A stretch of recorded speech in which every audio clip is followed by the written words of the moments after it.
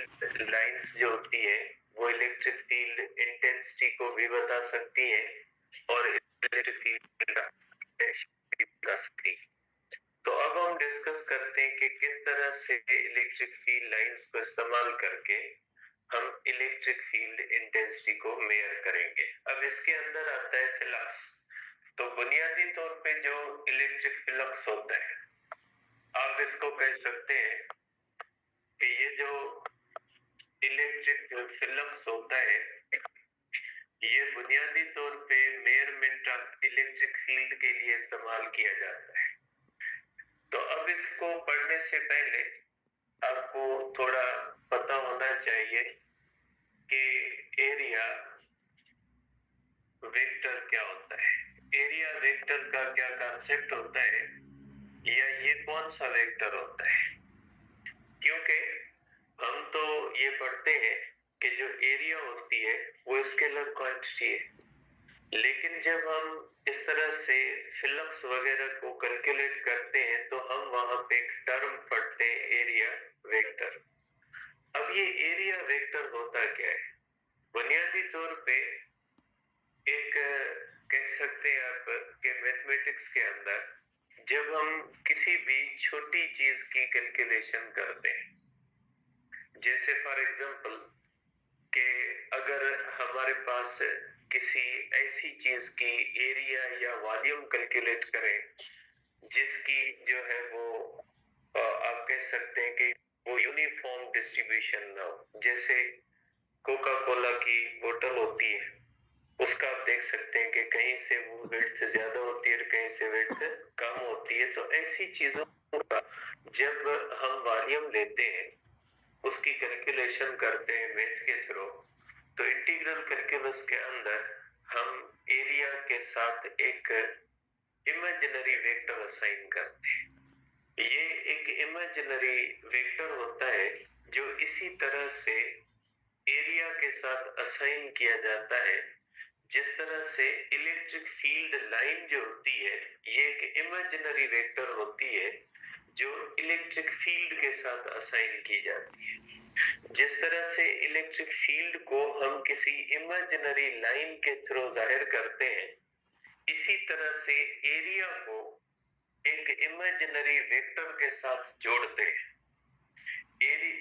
जो electric field है वो खुद वेक्टर है और उस वेक्टर को एक वेक्टर के साथ रिप्रेजेंट करते हैं, लेकिन एरिया वेक्टर नहीं है, एरिया स्केलर है। उसके साथ हम एक इमेजिनरी वेक्टर इसीलिए जोड़ते हैं ताकि हमारी डिफरेंट कैलकुलेशंस में आसानी हो। तो हम अपनी कैलकुलेशन को आसान करने के लिए एरिया के साथ एक इमेजिनरी वेक्टर जोड़ते हैं जिसको हम कहते हैं एरिया वेक्टर। ठीक है, तो आप कहोगे कि इमेजिनरी वेक्टर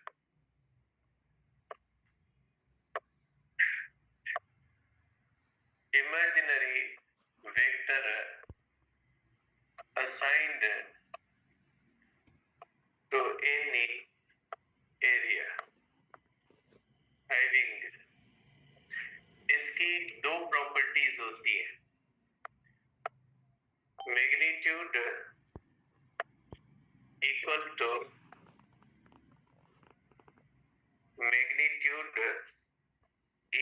टू एरिया। इस एरिया वेक्टर का मैग्नीट्यूड उतना ही होता है जितना उस एरिया का होता है जो एरिया इस वेक्टर के थ्रू रिप्रेजेंट की जा रही होती है। ठीक है, तो इसके मैग्नीट्यूड हमेशा एरिया के बराबर होता है। जैसे कोई बुक है बाहर पढ़ा हो, फिजिक्स का पढ़ा, देखिए अगर इस तरह से हम इसको करते हैं कि हमारे पास इस तरह से ये एक बुक है, इसकी ये एरिया है, अगर इसको एक इमेजिनरी वेक्टर असाइन करते हैं तो उस इमेजिनरी वेक्टर का मैग्नीट्यूड कितना होगा? उतना होगा जितना इस एरिया का होगा। अगर इसकी लेंथ 5 सेंटीमीटर है और अगर विड्थ इसकी 8 सेंटीमीटर है तो इसकी एरिया क्या हो जाएगी? ये फ्लैट एरिया। और फ्लैट एरिया को हम किससे कैलकुलेट करते हैं? लेंथ इंटू विड्थ से। 5 इंटू 8 क्या हो जाएगा? 40 सेंटीमीटर स्क्वायर। ठीक है। तो अगर इसकी एरिया 40 सेंटीमीटर स्क्वायर है तो इसके साथ जो वेक्टर बनाएंगे उस वेक्टर की जो लेंथ होगी वो भी कितनी हम बनाएंगे, 40 सेंटीमीटर स्क्वायर बनाएंगे। तो इस एरिया को रिप्रेजेंट करने वाला जो वेक्टर होता है उसका मैग्नीट्यूड उतना ही होता है जितना एरिया। अगर कोई बड़ी जैसे रजिस्टर होता तो रजिस्टर के साथ एरिया वेक्टर बड़ा हो जाता, तो आप कह सकते हैं कि इस एरिया वेक्टर की एरिया उतनी होती है जितनी उस एरिया की होती है जिस एरिया को उस वेक्टर के थ्रू रिप्रेजेंट किया जाता है। और नंबर 2, ठीक है, नंबर 2 जो होता है वो ये होता है कि direction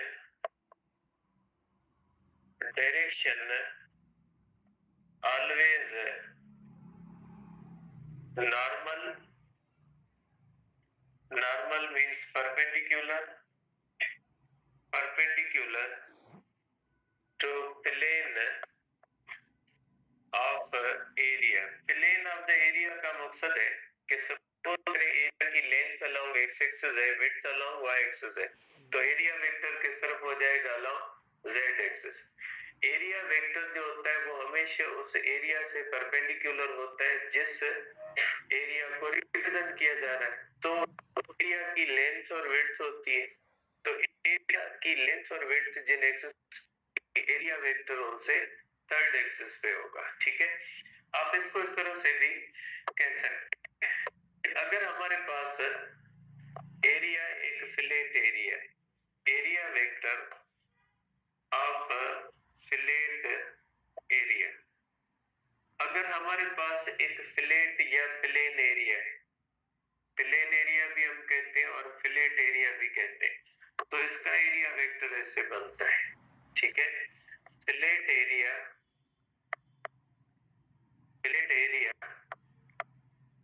can be represented by single vector. जो फ्लैट एरिया होती है वो सिंगल वेक्टर से जाहिर की जा सकती है। सपोज करें जैसे मैंने बुक लिया तो ये प्लेन या फ्लैट एरिया।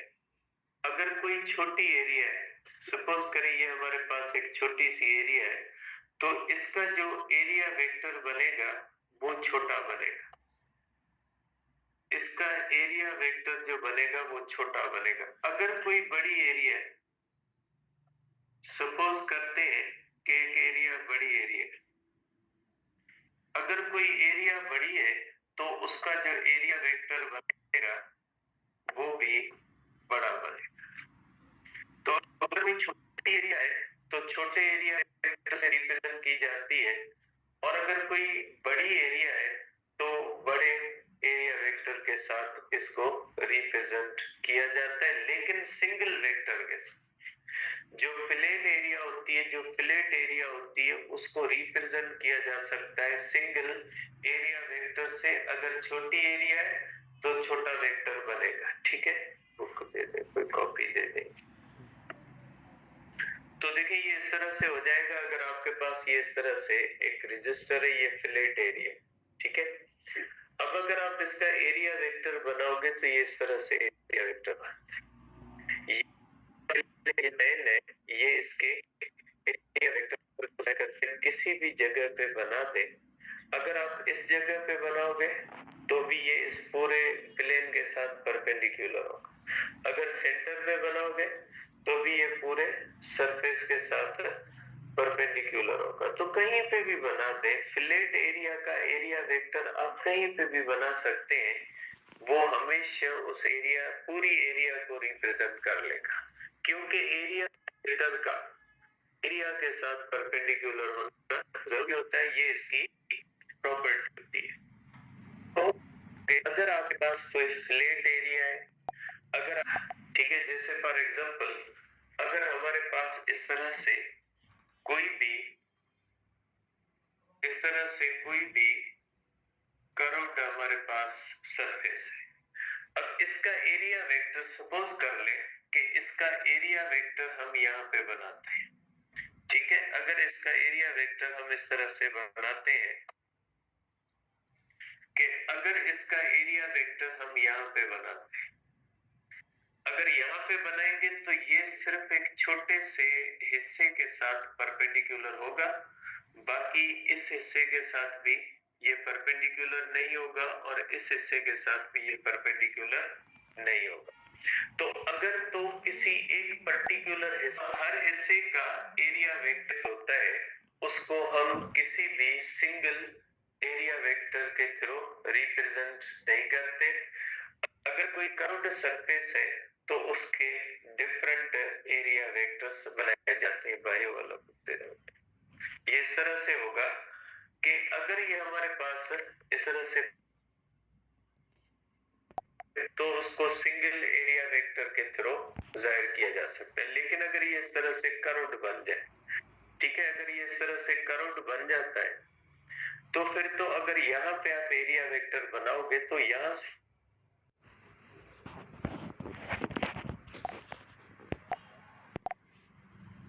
इसकी पूरी एरिया को छोटे हिस्सों में तकसीम करते हैं इस तरह से, और फिर हर हिस्से का एरिया वेक्टर जो होता है वो अलग होता है। जैसे फुटबॉल होता है, उसके अंदर पीसेस लगे होते हैं, तो पूरे फुटबॉल का एक एरिया वेक्टर नहीं बनेगा। फुटबॉल के डिफरेंट हिस्सों का एरिया वेक्टर जो बनेगा वो डिफरेंट बनेगा। तो आप कह सकते हैं कि जो एरिया वेक्टर होते हैं उसको बनाने का ये तरीका होता है। कर्व्ड सरफेस का सिंगल नहीं बनेगा, जबकि प्लेन एरिया का सिंगल बनता है। अब आ जाते हैं कि इलेक्ट्रिक फ्लक्स किसको कहा जाता है। देखिए, इलेक्ट्रिक फ्लक्स का मकसद या मतलब क्या होता है? इसको हम कहते हैं आप electric field lines, number of, अगर सनलाइट की लाइट किसी खिड़की से अंदर आ रही है तो कितने लाइट रेज अंदर आ रहे हैं, उसको हम कहते हैं लाइट फ्लक्स। लाइट फ्लक्स का मकसद होता है number of light rays pass through area. कोई खिड़की हम खोल दें, उसमें से अगर ज्यादा लाइट अंदर आ रही है तो हम कहेंगे ज्यादा लाइट रेज आ रहे हैं, तो हम कहेंगे लाइट फ्लक्स क्या होगा, ज्यादा। अगर कम लाइट अंदर आ रही है तो हम कहेंगे कम रेज अंदर आ रहे हैं, तो हम कहेंगे कि इसका लाइट फ्लक्स कम होगा। फ्लक्स किसी भी चीज का फ्लो कह सकते हैं। अगर कोई गाड़ियां है, वो किसी रोड से गुजर रही है, तो अगर उसके ऊपर इसको नॉक करें, गाड़ियां गुजर रही है, ठीक है, तो हम कहते हैं कि उसके ऊपर, गाड़ियों के ऊपर, जो रोड के ऊपर गाड़ियों का फ्लक्स जो होता है वो ज्यादा होता है। तो कहीं से भी किसी भी चीज की जो तादाद होती है ना, उसको हम कहते हैं फ्लक्स। अगर स्टूडेंट्स हैं, वो गेट से ज्यादा गुजर रहे हैं, तो हम कहेंगे गेट से स्टूडेंट का फ्लक्स ज्यादा है। तो कहेंगे स्टूडेंट का फ्लक्स कम होता है। इसी तरह से अगर किसी भी एरिया में से number of electric field lines ज्यादा गुजर रही है, हम कहेंगे उसमें से जो है वो इलेक्ट्रिक फ्लक्स ज्यादा है। अगर इलेक्ट्रिक फील्ड की लाइनें कम गुजर रही है तो हम कहेंगे कि उसमें से फ्लक्स कम होता है। अब हम पहला इसका फार्मूला करते हैं कि इलेक्ट्रिक फ्लक्स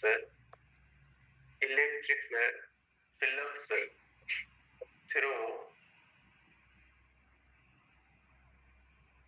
प्लेट या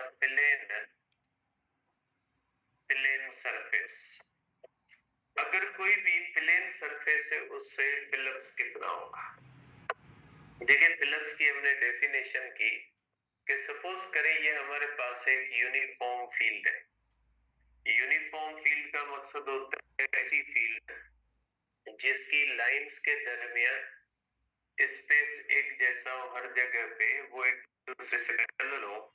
तो ऐसी इलेक्ट्रिक फील्ड को हम कहते हैं कि ये यूनिफॉर्म फील्ड है और ये हमारे पास एक यूनिफॉर्म फील्ड है। ठीक है, ये जो होती है ये इस तरह से हमारे पास यूनिफॉर्म फील्ड है। सपोज करें ये हमारे पास इस तरह से यूनिफॉर्म फील्ड है।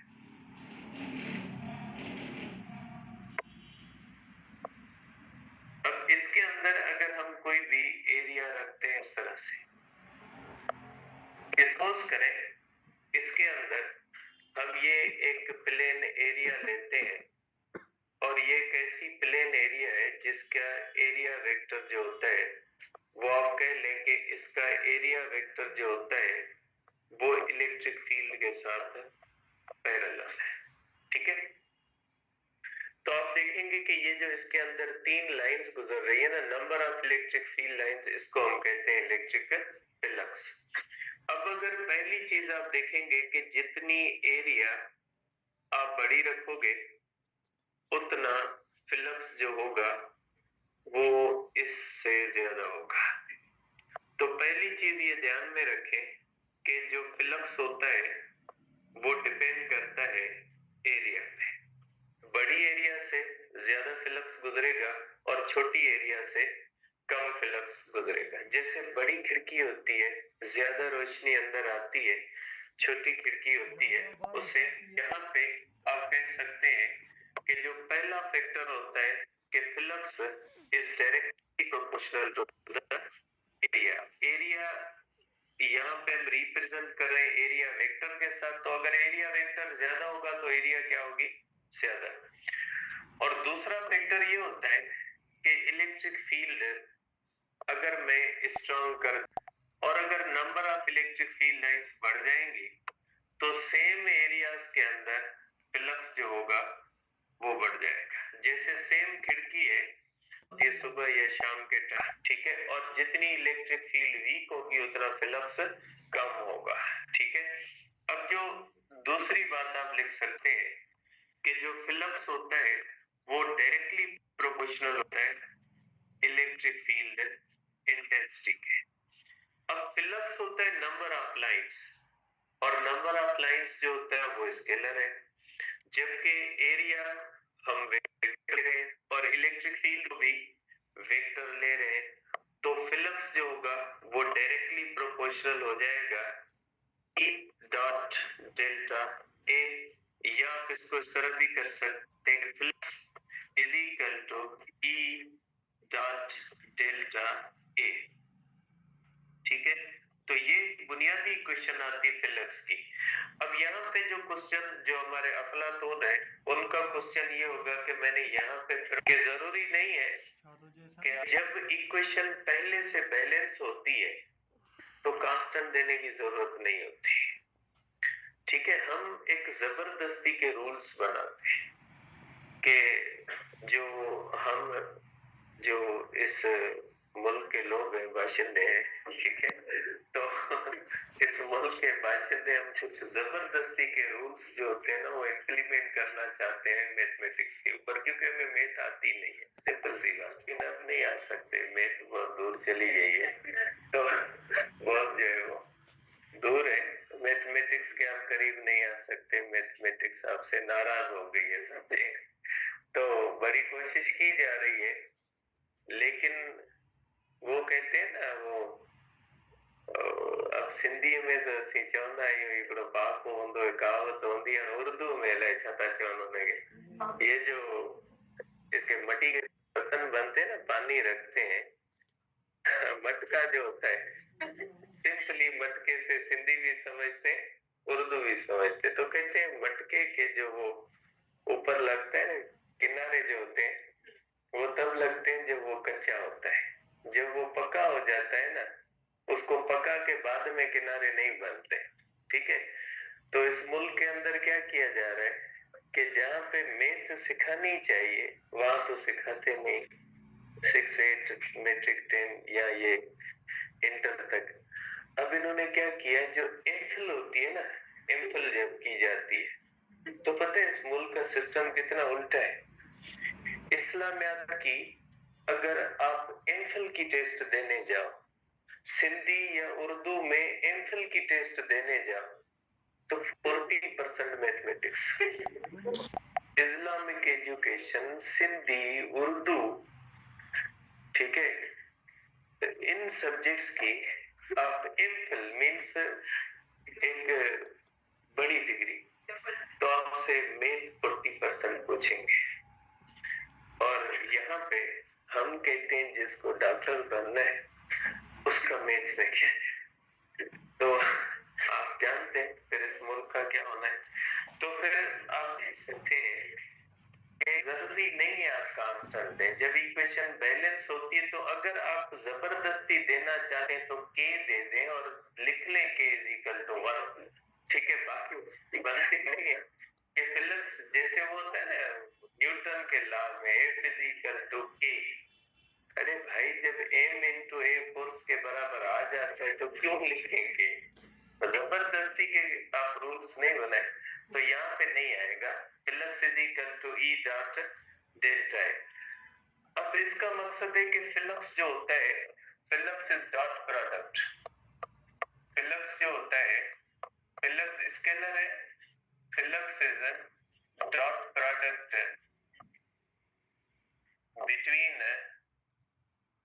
between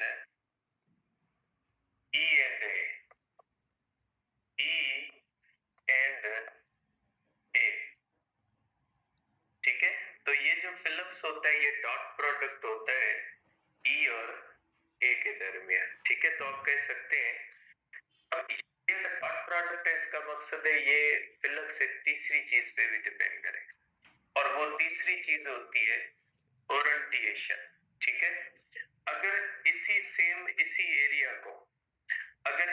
एरिया को मैं सम एंगल पे रख देता हूं इधर, तो इसी सेम एरिया से जो फिलिप्स होता है वो कम हो जाता है, ठीक है। इस तरह से तो आप कह सकते हैं cos theta.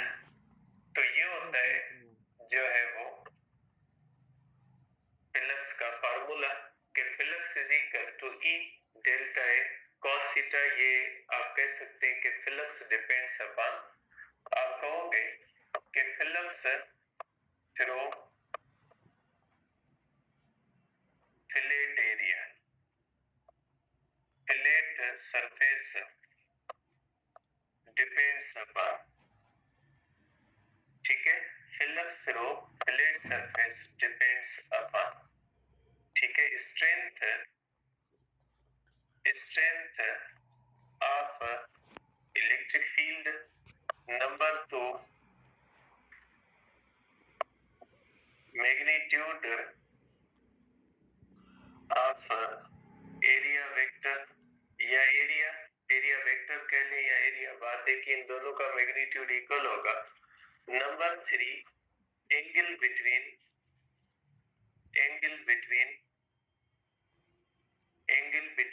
E and delta A, ठीक है। या आप कह सकते हैं angle between E and plane, ठीक है।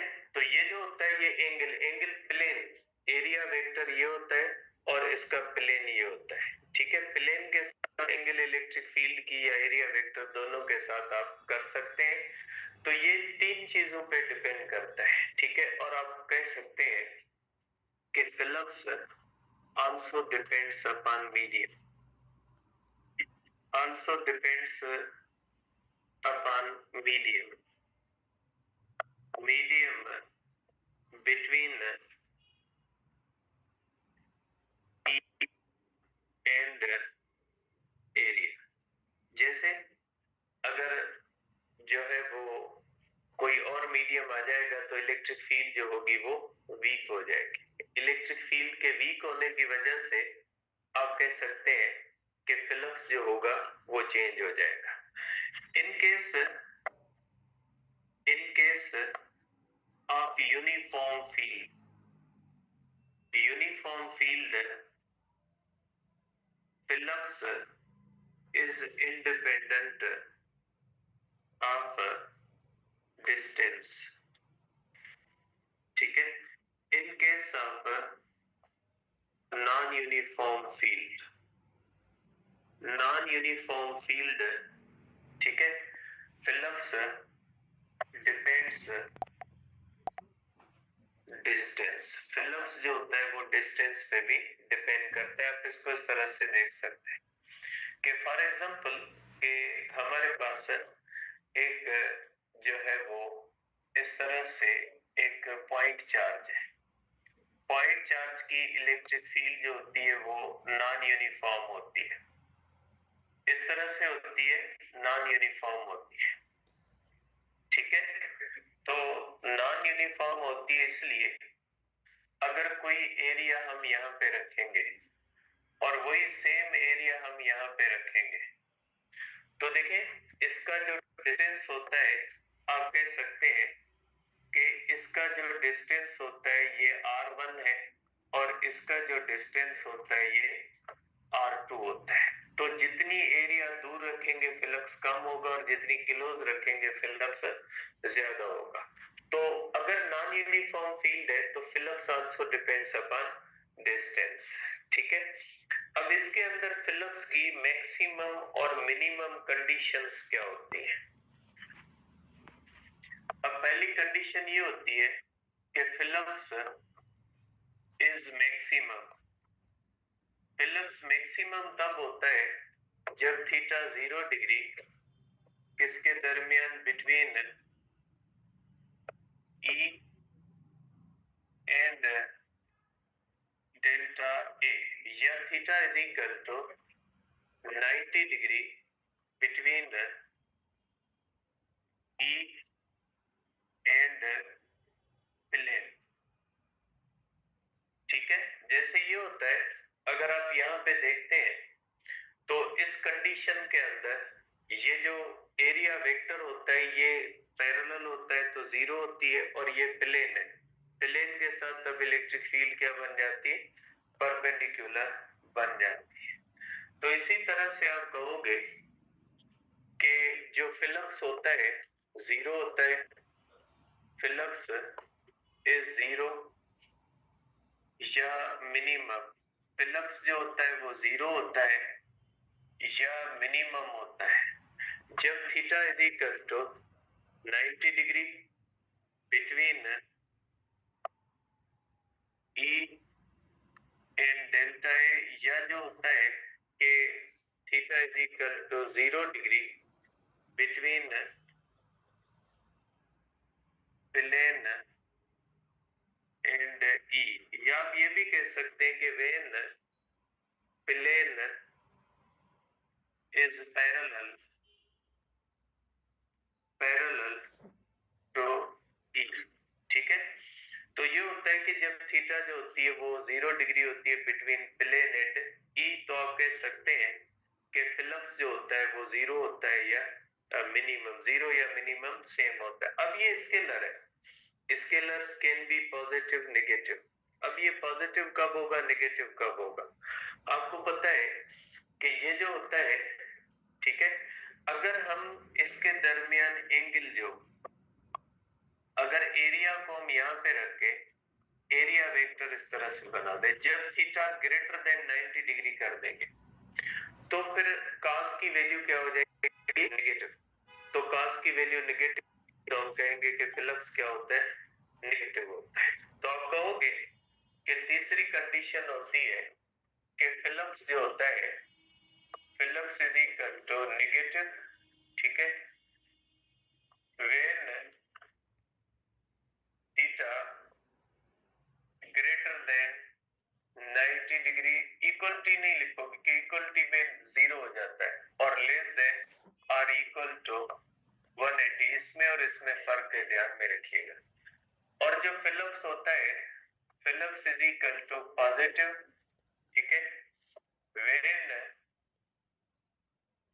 थीटा ग्रेटर देन और equal to 0 degree, less than 90 degree. फर्क ध्यान में रखिएगा, क्यों देखिए फर्क रखिएगा, मैंने मैथ की बात इसलिए की कि कल मैंने क्लास के अंदर एक फर्स्ट ईयर के क्लास के अंदर एक चीज लिखी जिसमें कोई वैल्यू थी, फॉर एग्जांपल ए की वैल्यू है 1.20, बुक में ऐसे थी, मैंने लिख दिया ए इज इक्वल टू 1.2, ठीक है, तो बच्चे ने